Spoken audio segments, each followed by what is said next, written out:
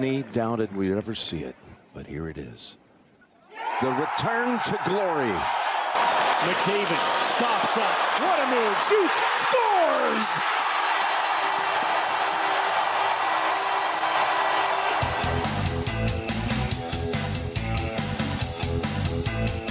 Hey, welcome to another edition of The Outsiders.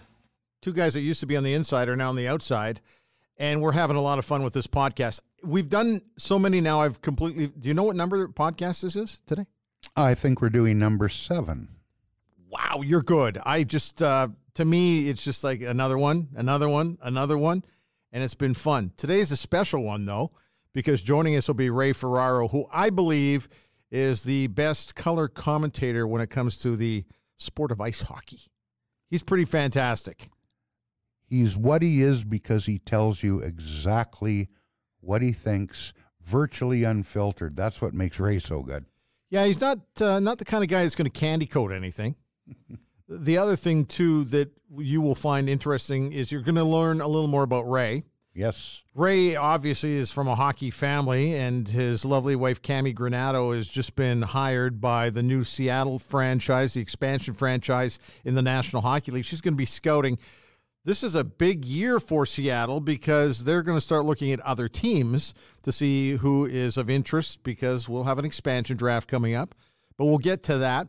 We'll talk to Ray about all sorts of other things that he's doing.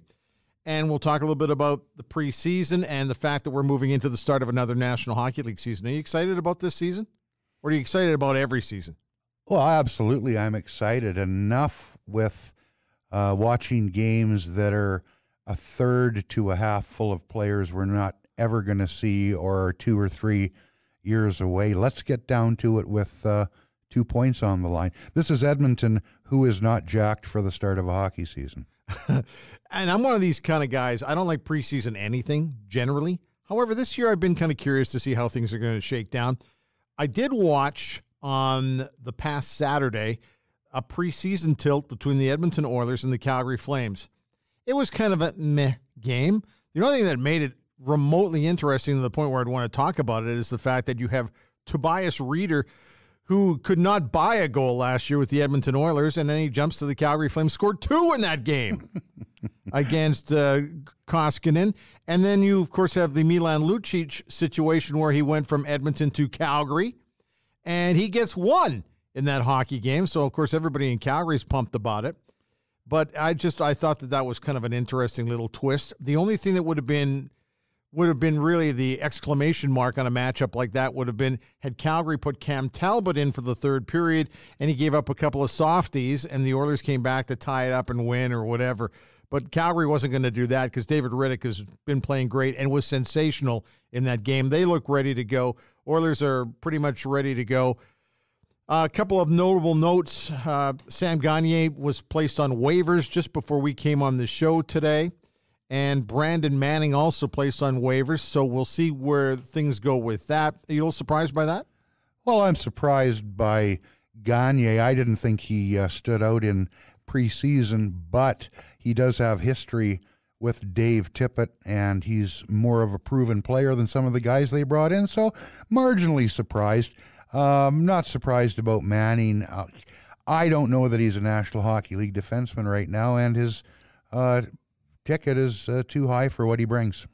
We were going to talk with Mike McIntyre this week about what's going on with the Winnipeg Jets, but man, oh man, this has been dragging out. However, they finally got their shit together, and Patrick Laine signed a 2-year, $13.5 million deal. The average hit on that for the cap is $6.75 million. And then Kyle Connor also signs a deal. How about this one? 7-year deal for Kyle, $50 million, and the average hit is $7.14 million. A little surprised by either of those ones? Not really surprised. I think Laine is a terrific young player. If he gets back on track, he's certainly going to be worth the dough he got. He's betting on himself a little bit with this deal. You know what, though? These signings clear up some issues for the Jets, but that one issue that hangs out there, and I mentioned it before, I don't think the Jets are winning anything without Dustin Byfuglien in their lineup. I see that defense now with Byfuglien out and Myers gone as suspect.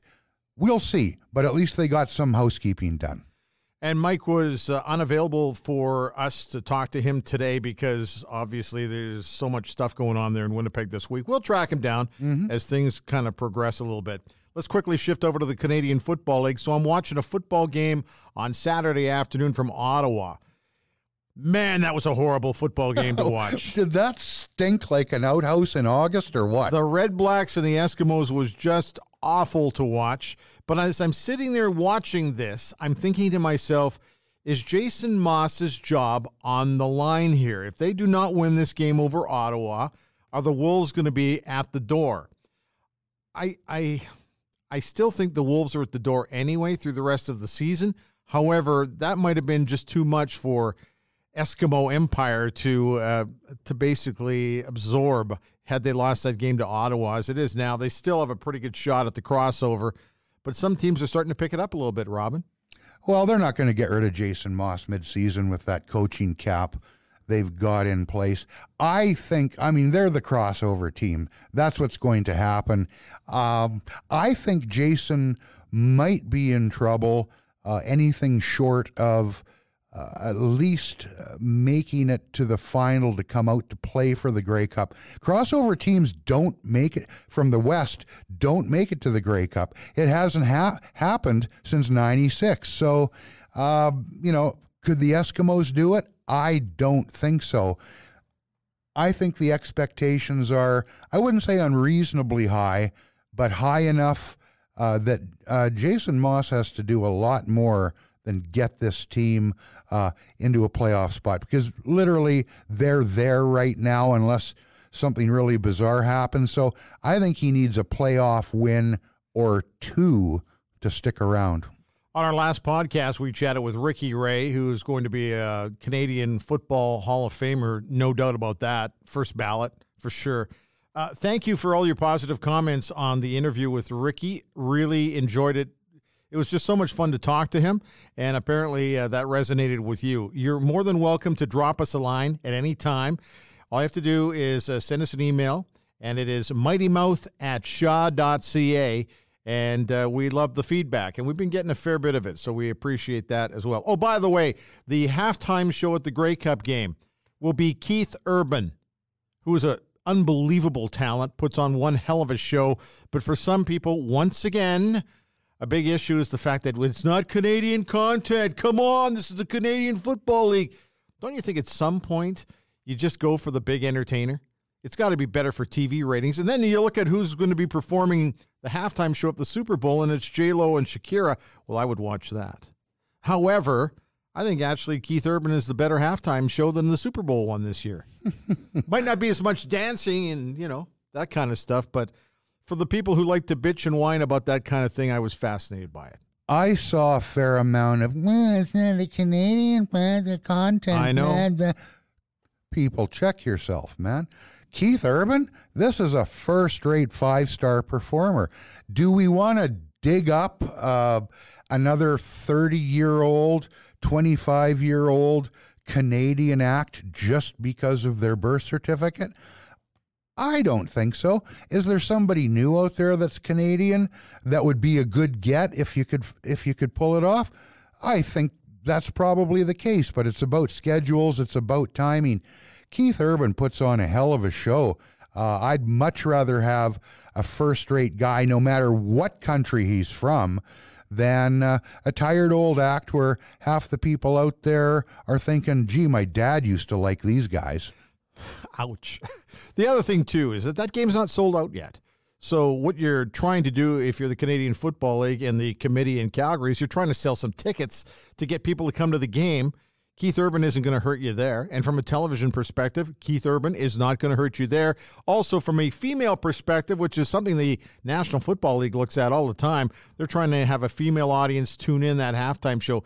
Guys are just going to probably sit there in a beer and watch it and maybe complain and, it's always kind of fun stuff to watch. Anyway, I just thought I'd throw that in there. And very quickly, before we go too much further, just want to send out a tip of the cap and a congratulations to the Canadian team for winning at the World Indoor Lacrosse Championship, which happened this past weekend in Langley. It's nice to see that we've got some great Canadian talent playing lacrosse in this country in the National Lacrosse League. So I think we proved it again this weekend. You know, that's terrific. As somebody who sacrificed many years of his youth and many of his teeth into the game of box lacrosse, I can appreciate a championship at any level. I never got close to winning anything, but yeah, good for them. You know what? Spread the game. I mean, we always came up with it, you know, this is really Canada's national game. I think, one of the two. Yeah. And, you know, it doesn't get nearly the coverage it should. Because I think it's a terrific game. Speed, toughness, a lot of the aspects that make hockey so attractive to so many people. I don't know that they ever get it over the top in terms of exposure or marketing where it fills big arenas, but it's a hell of a game. If you've ever been to one, you'll go back. So, yeah, good for the Canucks. And, hey, by the way, this is unscripted. Literally 30 seconds ago, okay, I've just become followed on Twitter by Bobby Curtola, who has passed away. Yes, this is his account. Yes, it is. This is so cool. My mother loved Bobby Curtola. Hey, I just said what I was talking about with Canadian talent, right? Yes, tweets by, it's by Chris Curtola and Bobby Curtola Fan Club. Well, you know what? Thank you. Appreciate it. Chris is a good guy. And, yes, he is. Yeah, so appreciate that. And also, Bobby is going into the Canadian Music Hall of Fame. As he should. Absolutely. Was dynamite back in the 60s. Okay, coming up next, we're going to be chatting with Ray Ferraro. We want, you know, Ray's a great talker, so I'm not exactly sure how long this is going to go, but I don't really care. I want to try to find out a little more about Ray and have some fun with Ray, so keep it right here. Ray Ferraro coming up next.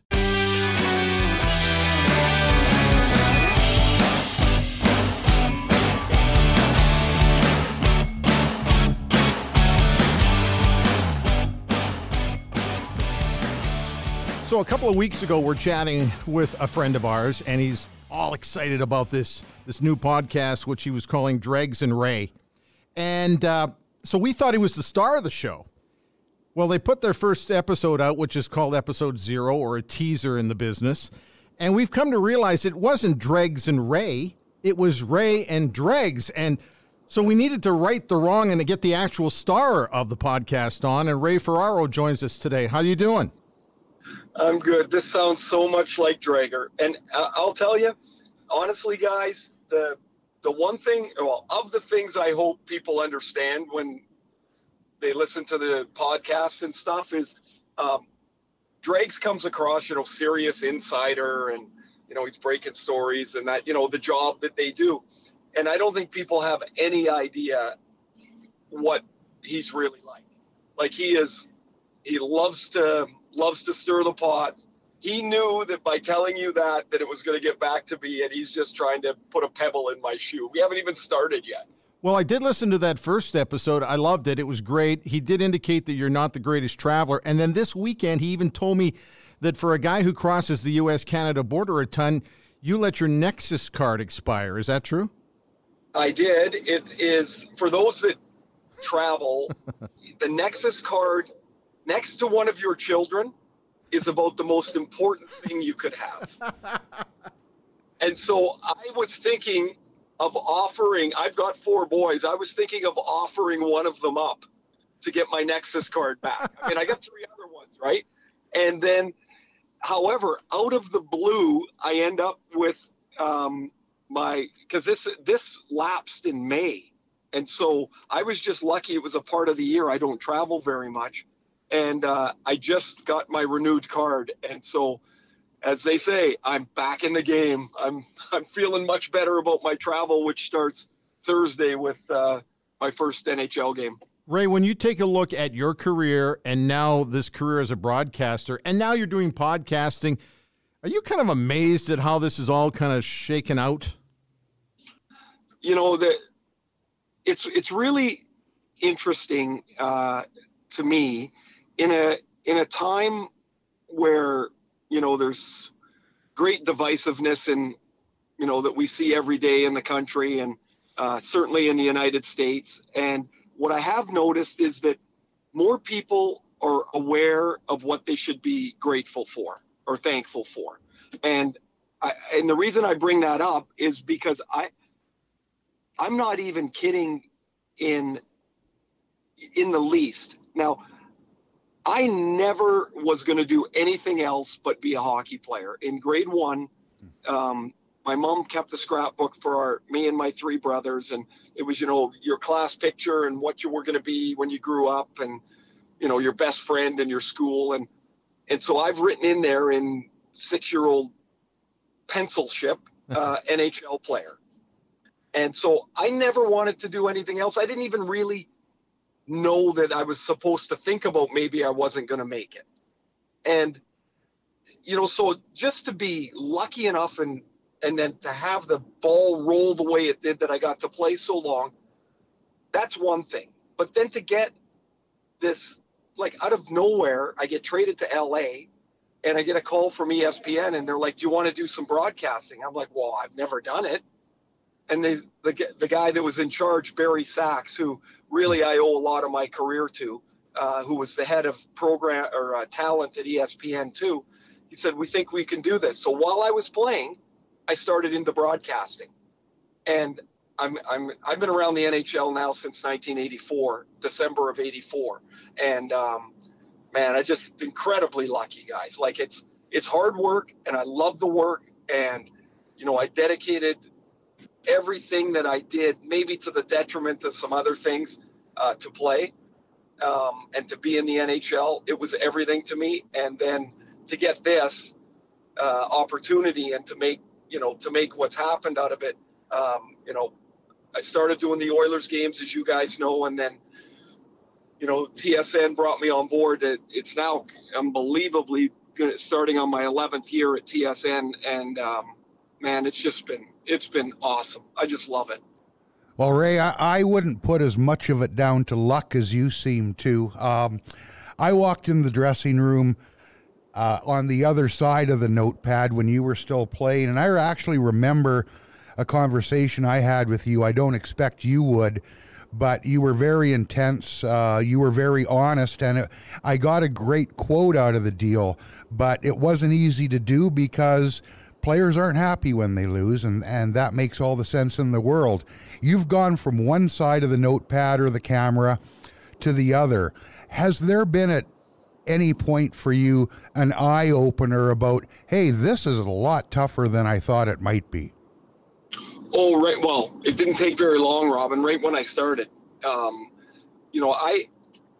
retired in May of '02, and when Craig Simpson left the Oilers broadcasting crew to get into coaching, I got a call asking if I wanted to audition. Now, I literally just retired 3 months earlier. Mm-hmm. And so I met Kevin Quinn at the airport, and we flew to from Vancouver to Edmonton. I didn't know Kevin. He was just starting as well with the Oilers, and they had a couple other people in there auditioning, and I got the job. So I just thought, like, well, okay, I got the job. I know how to talk. I talk a lot, and I've just finished playing it. I'll just start. And I had no idea that, there's somebody talking to you in your ear as you're talking on the air. I mean, you can imagine how disconcerting that is. Mm-hmm. So, like, for example, the way I describe it to people is that while I'm talking about Monday, my producer is in my ear telling me about Tuesday. Yeah. And so I got to keep talking about Monday, but I'm listening to Tuesday. Plus, I'm also listening to what the play-by-play guy says in case he asks me a question. And so what I found is I didn't know how to prepare. I didn't know what to prepare for. And there was quite a learning curve, quite a significant learning curve for me. And, I listen to my first year games sometimes and I'm like, that's like car crash. But, but I guess it turned out okay. Well, I tell you, I remember meeting you and Kevin at Cops Coliseum during the lockout year. You were relatively new into the Bri. I mean, you knew your way around by then, but still relatively new. I think I was moaning about how bad travel in the AHL was. Of course, the lockout was on. But what struck me back then, Ray, and strikes me now is the edge you bring to the table. That's not something made up. I'm thinking back, like, to Edmonton I think you probably recall the Patrick Stefan play. And I loved it because Labardius had the great call, and then you went off afterwards. From where you sit, is it just about being you? Because to me, what we hear from you isn't shtick, and I can spot that a mile away. I don't ever think about how I should present this in an entertainment form. Mm-hmm. I mean, I've refined how I get some things out. I try to be I'm always struggling to be a little more brief during the game. I don't want to get burned talking when somebody shoots a puck from a crazy angle and goes in the net. I don't want to be doing that. But I've since I was a little kid, I've always been, I guess, rather outspoken. And what I don't really talk about a lot was one of the reasons I was outspoken was I was really insecure. And so I found the way that I could sort of stake my claim and sort of mask my insecurity was by being louder or more opinionated. And then all of a sudden, I never even realized it. And that was just the way I was. And so it became, when I started to broadcast, as I said about the learning curve, what I did consciously figure out for me is that I know that the game is incredibly hard because I just finished playing it. Mm-hmm. And I know that there are things that happen in the game that make no sense to anybody else. But if you're out there playing, you know that the puck spun and hit your stick and you missed an open net. Nobody can see it spin, but I know that happened. I know you can lose your edge because, well, sometimes you just lose your edge. And I also know that sometimes you can make the best intention play and it turns out to be 180 degrees. It's a terrible play. So I keep that in mind. The second thing that I marry that with is that I'm going to be as honest and fair as I can be. Like there are some guys that I've met and, I used to play against that I didn't like, but that can't color how I broadcast about them. Right. It's got nothing to do with it. I don't care who wins or loses. I can't stress this enough to people that listen. And I can talk about myself. If the Oilers win 10 in a row or lose 10 in a row, it does not matter to me one bit. I feel bad for the guys because that would suck to lose 10 in a row. But if they win the Stanley Cup, they're not going to say, hey, Ray's a really good broadcaster. We should give him a Stanley Cup ring. They don't care.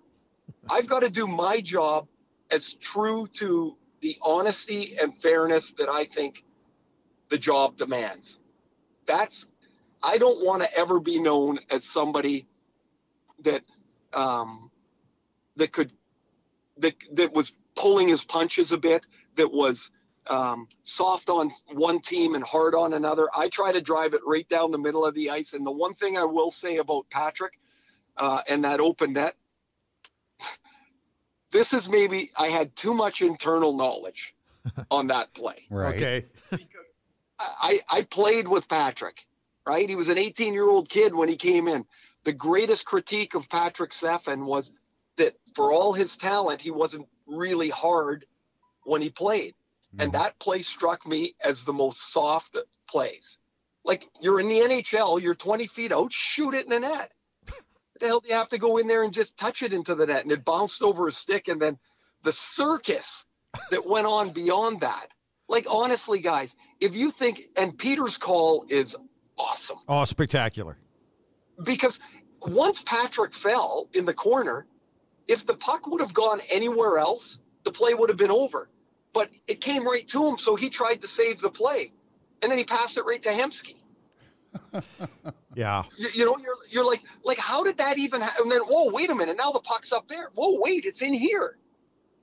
Like, you couldn't script that play to be better for Edmonton and worse for Dallas and Stefan. But so for me, I knew him, and I'm like, geez, Patrick, shoot it in the damn net. I was so mad. You sounded indignant. I'm like, what the hell? Shoot it in the net. It's wide open. And then when you think about it, if he shot it in the net, it would have been really boring. This was way better. Yeah. The other thing, too, and we were listening to it just before we got to you today, because we talked to Peter a couple of weeks ago about it, and it's a real highlight for him. He says he still gets goosebumps. But you're right when you talk about it being a circus, and we only see one ring of the circus on television, but Peter had a great call. There was a wonderful stoppage where nobody said anything, and the crowd noise was there, and then you jumped in. It couldn't be a more perfect scenario. But man, everybody was just so real and raw. It was really a magical moment, and it was just crazy. There are crazy plays that happen, you know, like when you're broadcasting, but you know, and you're trying to describe everything that's going on. I also did that the one game where there was the brawl, and I think Mike Bishai was in the bench fighting somebody on the ice. Yep. Right? Like, how are you trying to that was a game, it was Atlanta, I think. And I'm like, how are you trying to describe that and keep your thoughts going all at once? Like, there's certain things that just happen, and you're like, you're out on the thinnest of wires, and you're doing the best you can with it, and sometimes it just works. That day really worked. And, you know, I've had some games I think that I would consider real highlights of my broadcasting career. One of them was a Canada-Russia World Junior Gold Medal game, and it was amazing. Canada won 6-5, and it was one of the best games that I've ever seen or done. I also did, along with Gord Miller, Gord and I did that junior game, of course, but we also did last spring's playoff. We did the San Jose Vegas game, and I mean, that was absolute pandemonium for 20 minutes. Right? It was like, it wasn't one call. It was a series of things that kept happening. And, you know, you get back to your room and you listen to it after, and some days you go, oh, I didn't quite get it. And that one, we were like, oh, we got that one. Cale Makar's first goal last year in the playoffs, we got that one. Yeah. You know, like, sometimes you don't get it, but that one that one we just got. Like, I don't even know that sometimes I'll say something, and Cammie, my wife, will say after, she'll say, why did you say that? And I'm like, you know, I don't know. And so we were going through the highlight with Makar, and they showed his parents, and, you know, the building was going off. It was so loud. And then they showed his parents, and I don't know why, but I thought of him as a little kid, because his parents had just flown in for the game, you know, kind of like going to a Bantam game. Right. And I said, I don't know what that kid dreams about, but it couldn't be any better than that. And I just thought of a little boy dreaming of the NHL. And then he scored in his first shift, or his first period of his first game. That's a playoff game. And mom and dad are there. And I was like, I listened to it after. I was like, wow, that came out pretty good. I don't even know why I would have thought of it.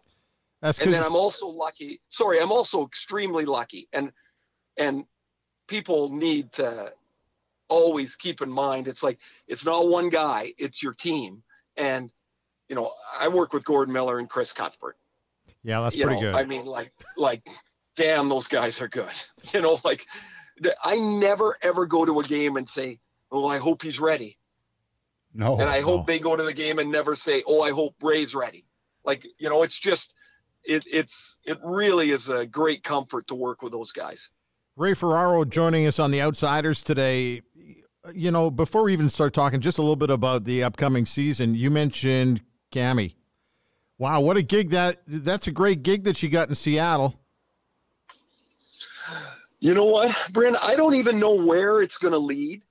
And the reason I say that is because she is in on the very ground floor of what promises to be a really interesting, exciting, and successful franchise. They've got money. They've got, solid ownership. They have, I think, the combination of new and old developing their organization. And so Cammie gets to be part of that as they, they start building their player pool for the expansion draft. And the one thing that is really interesting to her is that, she's long been kind of getting the itch to do something in the game. Like Cammie's got so much to offer. She really does. And of course I'm proud and very biased, but she has got so much to offer in the way of being part of a management team. But the time for us wasn't right. We have two boys that are 12 and 9, and she wasn't going on the road. With my job, we just couldn't do that. But the time is getting right and ripe that she is super excited to get into this because A, as I said, it's the ground floor, and B, I think she's going to be really good at it. Like when we discuss players, like her instincts, what she sees is like, I don't always agree with it. Right. And sometimes it has proven out that she's more in tune with a certain player than I am. And I think she's going to I think she'll do a great job, and who knows where it possibly could lead.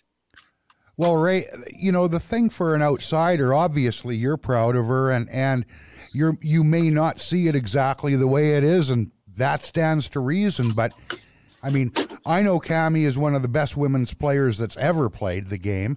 That doesn't make you a great hockey mind, but some of the other things that you see and you ask around, and Cammie understands the game. And while she doesn't see it like you do all the time, she understands the game.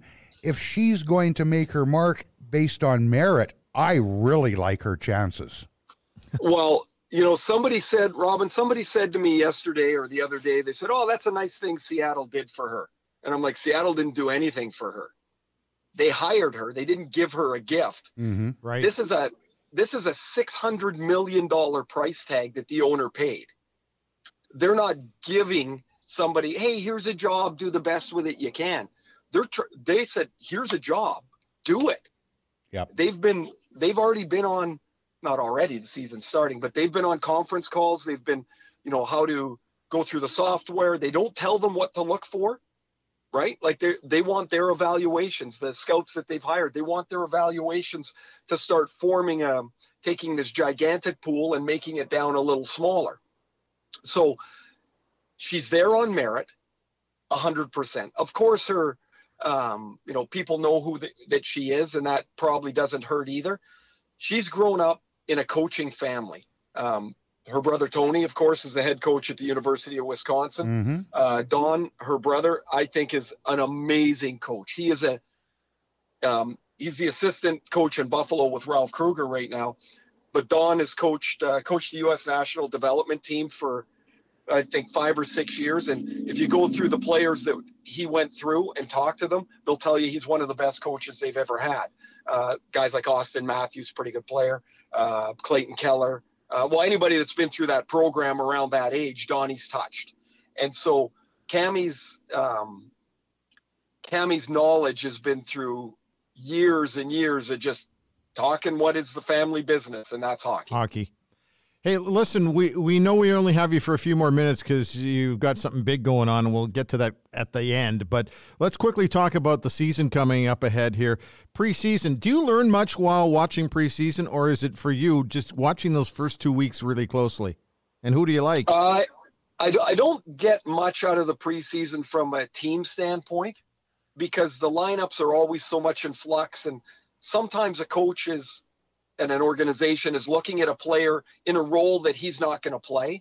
They want to see, can I stress the young guy with a few more minutes? Can he handle it? So when I dial him back, I'll know that he can handle that. I would say Dave Tippett's probably doing that in Edmonton with Ethan Bear right now.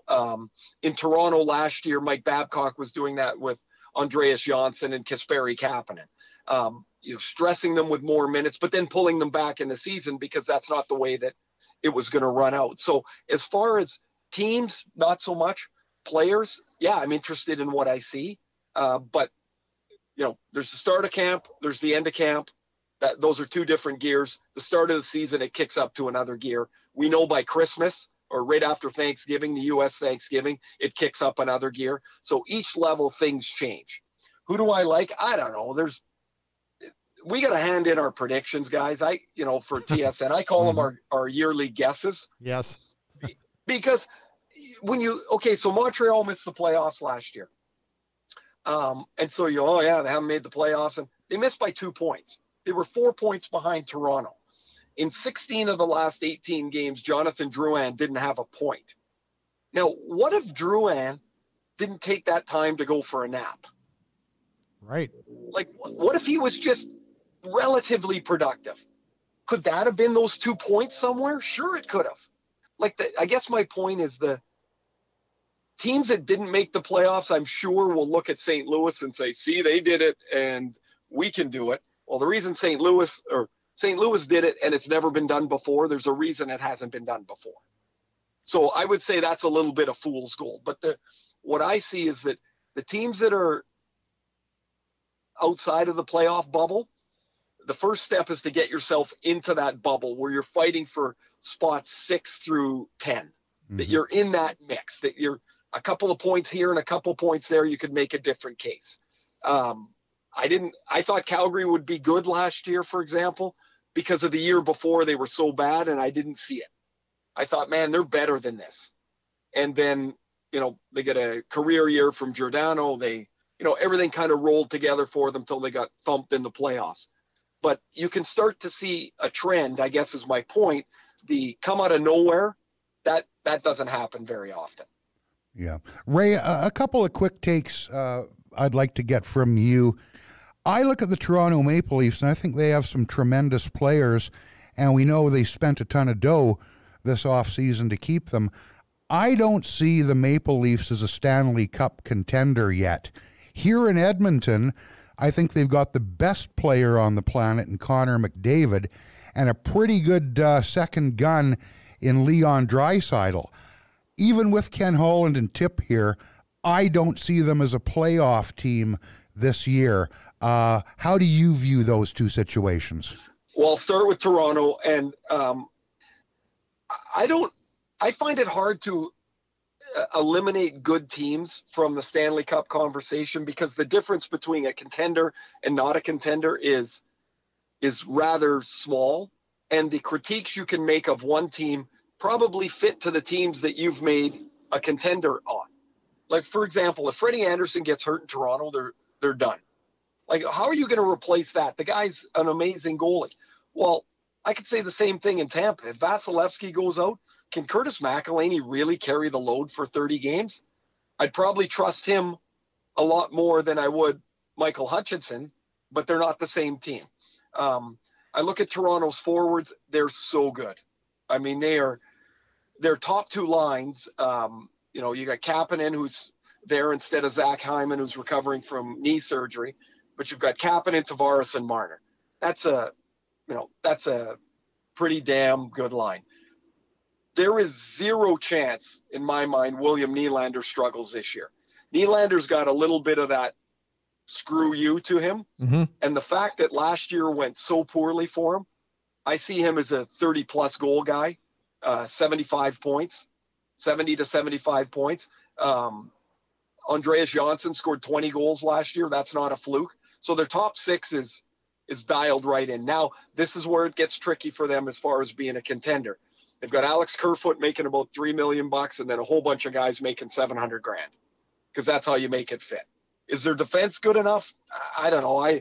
I need to see Cody Ceci away from the guy that I remember that just got steamrolled in Ottawa last year. Right. But Ottawa was so bad. I mean, Bobby Orr might have got steamrolled in Ottawa last year, right? Like that's just the way it was. But I wouldn't take them out of that contender spot for me yet. I don't know if they're at the top, but they're in that group of 6 to 8 teams that I think you have to consider seriously. As for the Oilers, I know they will be a better team because Tip is a fantastic coach, and that structurally they'll be a lot better, so that they'll give up less. They'll give up less danger. And I think the misconception of Dave is that he is a defensive coach only. While that's the way he played, when he was coaching in LA, his power play that he ran was the best in the league. He's a thinker. I've known him for 35 years. He was playing a system when we didn't have a system. Like, he knew where to be and where to go, and he could tell you where to be and where to go. And I think the Oilers will benefit from that. The obvious weakness is they're just not strong enough on the wings. Can they get enough offense from the guys outside of the big boys? The big boys, I mean, you don't even have to really concern yourself with, but it's like around them, is there going to be enough there? And I really think that's probably one of their 2 biggest questions. The other will be, will Mike Smith be healthy enough and good enough to play like he did in the playoffs last year? Because he was outstanding in the series against Colorado. I'm not a Koskinen guy. I mean, like, it's a lot of people like that right now. Yeah, I mean, like, you're 6'7", and I don't think he uses his body well enough. He certainly can't catch the puck, and it's not like guys around the league don't know this. I'll put it to you this way: I've done 5 or 6 games that Koskinen's played, and as a broadcaster, and watched him I don't know how many times on TV, and I don't remember 5 or 7 great performances. Maybe 1 or 2, and I remember a couple of real stinkies. And, like the day right after they somehow gave him that 3-year extension. Yeah. That game was I forget who they were playing, but I did that game, and it was not good. Odorous is a good word to use for that. Hey, listen. Yeah, and so it's got to be Mike Smith is my point. Yes. And those are the 2 biggest, those are the wingers and the goalies. Those are the 2 biggest things for me. We cannot thank you for your time enough today. This has gone way longer because we started shooting the shit and having some fun, and we really appreciate it. And now you're running in and doing what? I'm going to tape 5 hours at EA Sports today. James Cebulski and myself are the voices of NHL 20. And 2 things. One is for the people that play the game, the volume of content that we provide. So we're in there 20 hours a month, roughly 200 hours a year. And it's constantly to recharge and refill and regenerate what happens in the game so you don't get bored listening to it. The second thing is, when you're playing the game, please do not tweet me and tell me that I said your goalie sucks, but that shot was deflected. Like, the people do realize I'm not in the game, right? Like, I'm in a sound booth. There's no game playing in front of me. You record all the audio, and the computer and the artificial intelligence match it up to the game. But I am not watching you play. Well, just in case, Ray, mix in a pal or chum in there for those people. We'll all know for sure then. Yeah, I'll get a pal or chum in there. I did get because my boys are both their sport is soccer, and so somebody scored. The script that I'm doing this particular day, it's a shot goes into the top of the net, and so I called it top bins because that's what they say in soccer, and so I got it in there for the boys. Hey, thanks once again. It is not Dregs and Ray. It's Ray and Dregs is the podcast. Hey, awesome. We're taping episode 1 on Tuesday, October the 1st, which is tomorrow as we tape this, and Paul Maurice will be our first guest, and we're looking forward to getting started. Hope you all check it out. Keep it real. Ray. Keep it real. This is fantastic. Thanks for your time, Ray. Awesome, guys. Thank you. Steffen steals, and he'll ice it. At least I thought he was going to until he blew it. That's unbelievable. Here comes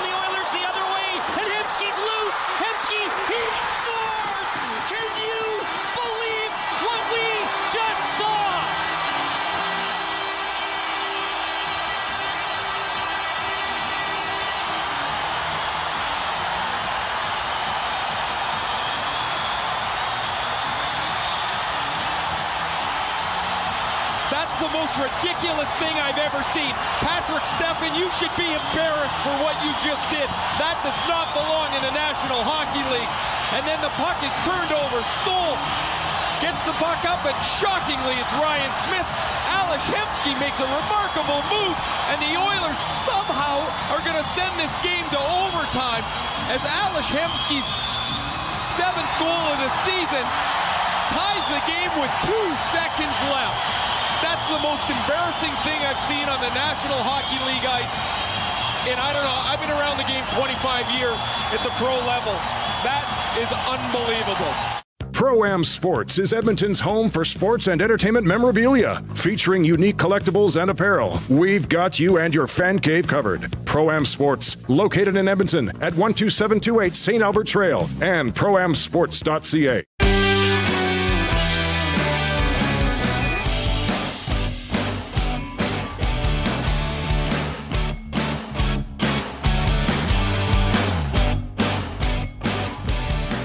Cory Clendenning joins us on The Outsiders today. Hey, Cory, how you doing? I'm well, Bryn. Thanks for having me. I really appreciate being on this podcast with you and Robin. You do real estate work in the Edmonton area, but you're doing something very special here in this month of October. Tell everybody what's going to happen here. Basically, I'm headed to Africa, to Kilimanjaro, to hike this mountain and raise awareness and, more importantly, raise money for the mustard seed. So that's what I'm getting started. I leave October 9th, and I'll arrive in Kilimanjaro roughly around the 12th and start the hike, which will be anywhere from 7 to 8 days, depending on a few variable conditions. Now, Cory, tell me, because you're dealing with somebody and me that has the chicken gene. I've never thought of jumping out of a perfectly good plane or climbing a mountain any higher than I care to fall. What motivates you to, I mean, this is bucket list stuff for a lot of people, but what motivates you to take on something like this? Well, Robin, I've been a pretty adventurous guy my entire life. I haven't jumped out of a plane. It is on my list. But I've done lots of things like tandem paragliding, jumping off the side of a mountain with a parachute. And I've had many trips where I've been surfing and stuff like that. But I hadn't done anything of this sort of epic proportion. And it was roughly a year ago. I was in Kelowna, and I was kind of making a mental bucket list. And one of the things I'd been contemplating for a long time was doing Kilimanjaro. So basically, I made that decision last year, and it was only about 3 months ago when I finally booked my tickets and decided to do this. So yeah, everything is great until I get there, and then we'll see what happens. Maybe I'll have some second thoughts about the 5th day in when I've been hiking for 8 to 10 hours a day. Cory, people don't just jump on a plane and go and climb Mount Kilimanjaro without a little bit of training. So obviously you've done this kind of thing before. Can you back it up a little bit for us? I've been pretty active and pretty fit my entire life, whether it's I've run half marathons way back in the day. And, you know, I stay fit by doing yoga, playing hockey, going to the gym, a whole bunch of stuff. But I've obviously switched things up slightly for this. I started hiking. I started making a trip down to Canmore and Calgary, usually once every 10 days for the past couple months, and trying to get my legs a little bit stronger and ready for this whole adventure. So I have switched things up slightly. I also started swimming because a friend of mine told me that swimming is supposed to help with getting adapted, if you will, to the altitude by taking a breath every second or third stroke instead of every stroke or whatever you do when you're swimming. So I started swimming again. It's been years since I did that, and that's been a humbling experience as well. Well, the thing is, Cory, you're not a 21-year-old guy either. Aren't you old enough to know better? I appreciate you bringing that to light, Robin. I am no longer 21, and so part of this whole bucket list thing is I did turn 50 in January, and you know, I don't know how many more years I would have in me to do an adventure like this. So it came up, and it's like, okay, if we're going to start doing this stuff, we got to start knocking these things out of the park, because I may not be the same physical stature or whatnot in 10 years or let alone 5 years. So time is of the essence. Well, I tell you what, that's mighty impressive. Now, 50 was a decade ago for me, but I consider it a victory if I walk up the stairs without getting winded. So, no, it really is something. I mean, this is not a little casual hike. Now, you're also, my understanding is you're paying your own way to take on this adventure? Absolutely. And that's something I've tried to get across in advertising to raise funds for the mustard seed, is that 100% of all the donations go directly to the mustard seed, and more specifically the mustard seed in Edmonton as well. So yeah, I'm funding my own trip, and it is not cheap. You have to have an outfitter or trekking company take you up the mountain. You can't simply just show up and rent a tent and do it on your own. So there are some pretty big costs involved with this. But that's something that I'm willing to bear in trying to get some attention drawn to the mustard seed. And like I said, more importantly, raise some funds for them. As they're, as you're well aware, Robin, they're a great organization. They do so much for less fortunate people. And it's not just homeless people. Sometimes it's often people who are between jobs. The cost of living, things like that is really expensive for some people who might have entry-level jobs and stuff like that, and they're just trying to make ends meet. So, the fact that they often feed upwards to 1,000 people at the downtown church, those are 1,000 people that are getting a warm meal in their belly, and that may simply be enough to get them through to the next day or get them to their job interview or whatever the case may be, so that they can try and break the poverty cycle. It's funny you should mention it like that as well, because I've had the privilege of serving meals on occasion there at the church, and you meet people who come from all walks of life, and it just depends on which corner you turn in life. Things can turn on a dime. I had a chance a few years ago to talk to Laurie Sclerest, who was obviously the first Canadian to climb Mount Everest. And I asked him, he climbed all the big mountains. And I said, so what made this one so special? He says, well, it's Everest. I said, what was the worst part or the most dangerous part? He said, not the climb, the descent. He said, because gravity is a nasty, nasty little thing when you're coming down a mountain like that. Now, when you're training to go up Kilimanjaro, do you also concern yourself a little bit with coming down Kilimanjaro, because it's just as dangerous coming down? Yeah, it's totally a different set of muscles in your legs, and you're not really using those muscles as you're going up. So I know, there's going to be fatigue factors that'll come into play with my legs and whatnot. You do hike with poles. I've never actually hiked with poles, but I will be renting poles when I'm over there, and they really actually help a lot when you're descending. But I think the biggest thing and the little mantra in the back of my head is just going to be, slow and steady. It's not a race to get down. It's not a race to get up either, for that matter. Yeah. But I think slow and steady, and hopefully everything should be okay as far as that goes. Now, Cory, pardon my ignorance on this, but are you able to live tweet and do social media from a place like that? Do you have internet access? I don't honestly know what sort of internet access I'll have on the mountain. So I will be doing my little social media, Twitter rants and whatnot, right up until the fact whenever I lose connection, so to speak. So I know, obviously in Nairobi and Kenya, before I head to Kilimanjaro, I'll have all that stuff. But once I'm up on the mountain, I don't know at what point I lose it or whatever. But as soon as I have access, I'll be, especially if, knock on wood, I make it to the summit, I'll be tweeting that picture out as soon as I can. I guess so. Hey, before we let you go, Cory, how can people who want to donate, and again, you're covering your own expenses, but how can people who want to donate to the cause, the mustard seed, do so? I think the easiest way, Robin, is to go to theseed.ca.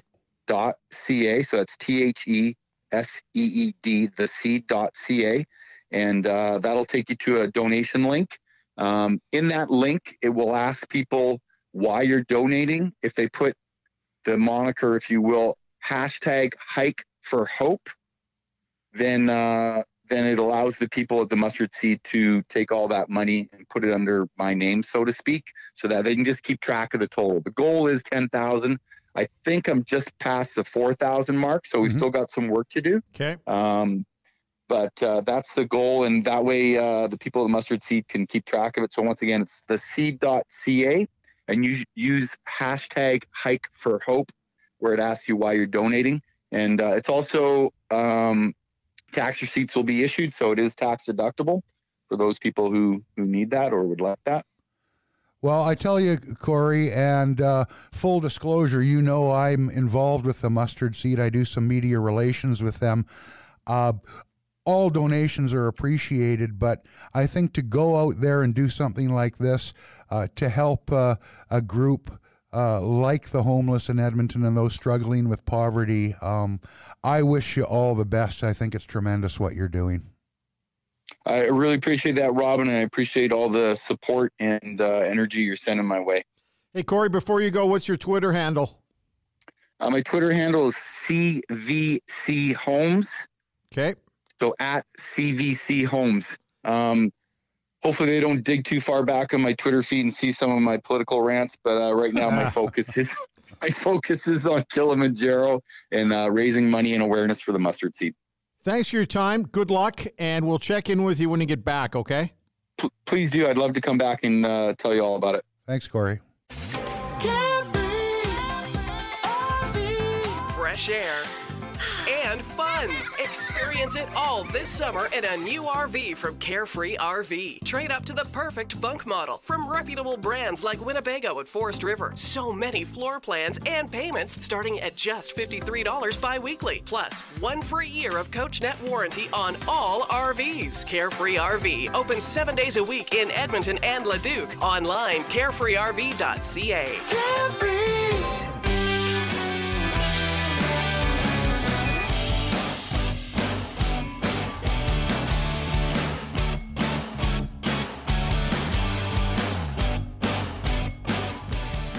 Wow, that went by pretty quick today, although it's a usual 1 hour from us. But Ray Ferraro was outstanding today, did you not think? I wish he could be a little bit more honest, but aside from that, yeah. And maybe he could stretch it out just a little bit. He was great today.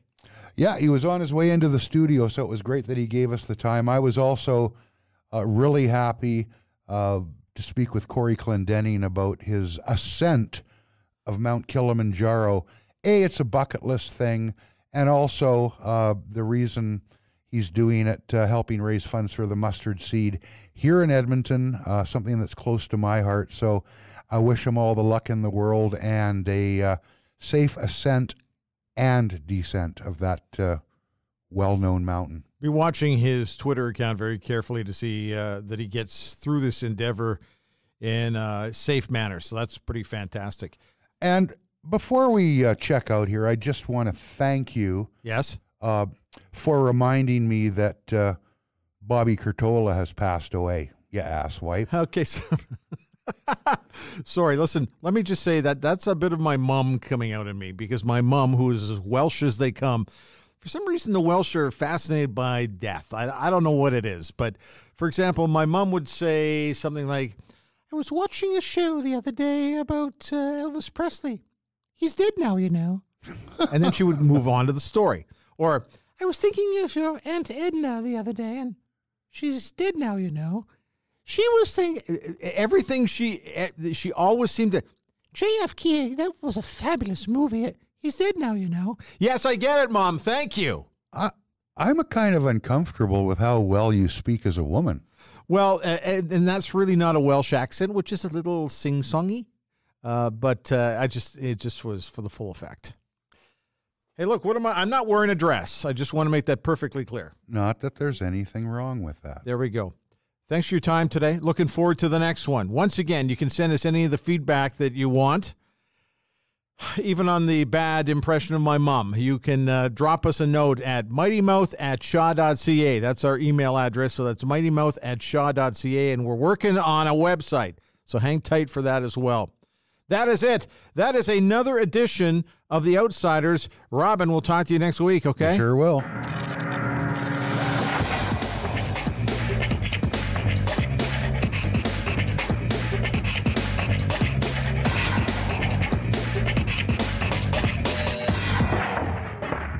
Proceeding was recorded earlier because we were ashamed to do it now.